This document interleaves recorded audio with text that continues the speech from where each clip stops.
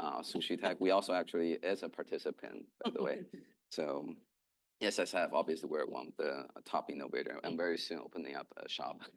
So if you look at urban technology, frankly, for the past, not just decade, probably 1,000 years, it's all about scaling in the way of like the size of a city or scaling in a way of the time on two directions, right? If you look at the biggest innovation in the past, probably 200 years in buildings, one is the streetlights, which started invented in the 19th century. They really extend the economics time, sort of the time for economic activities longer, right? That's the expansion through time.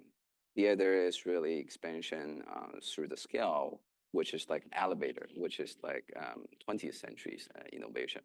But both of it, like if I ask a question of like what is the best technology advancements these days, like probably no one will think of like things in buildings or like urban environment, right? Because of urban environment and also buildings, we used to consider it timeless. It's just slow, right? 2000, if we delve back 2000 years ago, we were riding horses, and now we're autonomous cars is like, taking us to wherever we want.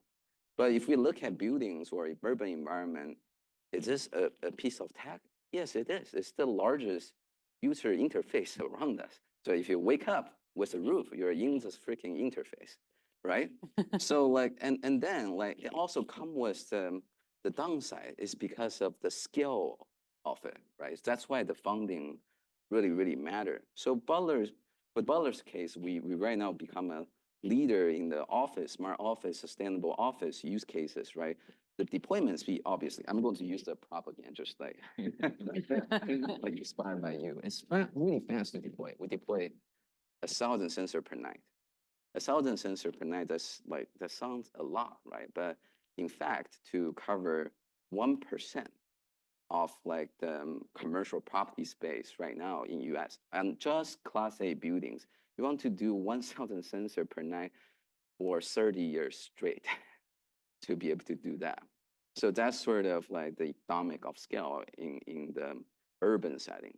That's why like this is the biggest interface around us, right? It really take a lot of hardship, it really take a lot of resources.